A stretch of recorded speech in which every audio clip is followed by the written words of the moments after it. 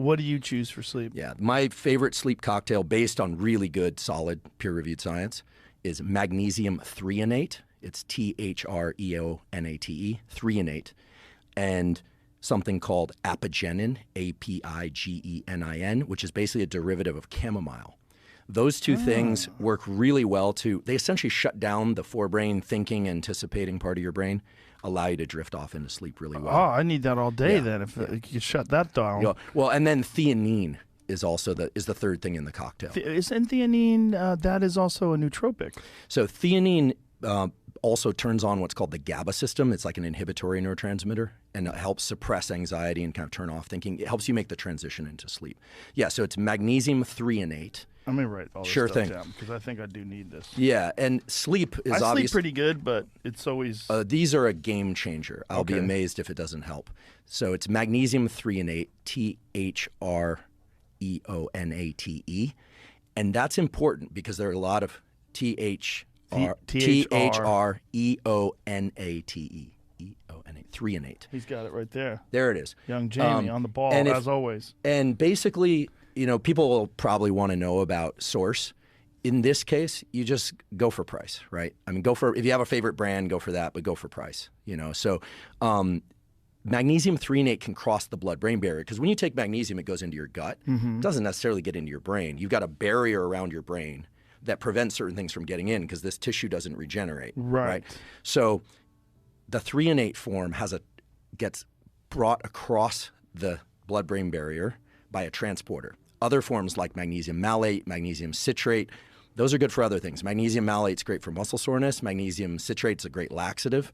But magnesium threonate is going to be the one that's going to allow you to drift into sleep better. It's interesting that you're saying this because one of the things that I've found that relaxes me more than anything is Epsom salts. I'm a big proponent of the isolation tank, and the sensory deprivation tank is all filled with magnesium. It's all filled with Epsom salts. And it can go transdermal. Yeah. So that's a really unusual situation where if you get, and there are some magnesium creams and things like that. But you're not going to get it in the kind of volume that you get it when you lie in it like that. And when you're doing that, what magnesium is that?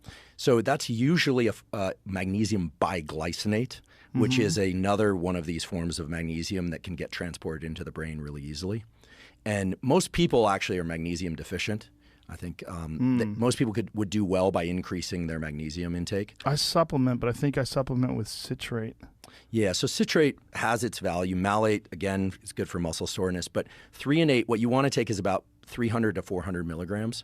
Okay. But what you'll notice is on the bottle, it'll say elemental magnesium, and then magnesium will be 300 to 400, and then it'll say equals 1,000 milligrams. Basically, just go for 300 to 400 milligrams. And you're good. And then the other thing is apigenin, Apigenin. And this stuff is terrific. It basically, that's the only source I'm aware of. This is like Swanson. A cocktail. Yeah, and I should be very clear that maybe because I've been blabbing about How this. How is this cocktail put together? Did you just put this together? No, so I want to be really clear. I have no relationship to these brands or anything there. I've been blabbing about this on my podcast. Oh, that's why. And so someone is clearly making money out of the Amazon partnership thing or whatever. That's why they put it. But those are the three things. Well, I bet a bunch of people just started buying it together because this is just frequently bought together. Right. So those are the three that I recommend. And then L3, and so for apigenin, it's 50 milligrams. Women see the prostate health thing and they freak out. 50? Oh, women see prostate health thing and they freak out? Well, they think, is it testosterone in a for bottle? Guys, yeah, right. Whereas all the gym rats are like testosterone in a bottle. Yeah, they get excited. Yeah, bro. So apigenin turns on a chloride channel. The way neurons work is you got stuff going in and out of them, and the chloride channel tends to turn off neurons a little bit in a good way and creates a kind of a little sedative role. It kind of helps you drift off into sleep. And it's the same stuff that's in chamomile tea. So this has no negative side effects for women? Not that I'm aware of. Uh-oh, I hate that term. Well, okay. So I know a number of people, including women, that use it and are fine, are still fertile. I don't know. I mean, I haven't tested their fertility personally. What is the idea of it? What the benefits for prostate health? So it does seem to have a small amount of estrogen antagonism. It can block estrogen receptors a little bit, but it's a very weak affinity. Maybe it can calm some ladies down.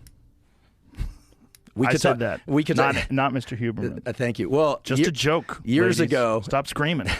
Years ago, I worked on hormones and development. We could go there. Hormone effects on the brain. That was my master's thesis. But but theanine, THEAINE, also has a little bit of an anxiolytic, an anti-anxiety effect. And there is something to think about with theanine. People now put theanine in energy drinks so that people will drink more energy drinks and not get the jitters. Interesting. And so it's showing up. I recommend taking these 30 to 60 minutes before sleep. And what do you recommend for a dose for theanine? For theanine, it's going to be 100 to 400 milligrams. However, if you're a sleepwalker or you have what are called night terrors, where you have really disturbing dreams, leave the theanine out because dreams on theanine are intense. Really? I like them, but it's intense. But I'm into dreaming. I think dreaming is a really interesting brain state. I think theanine is in that neurogum, isn't it, young Jamie? Yeah.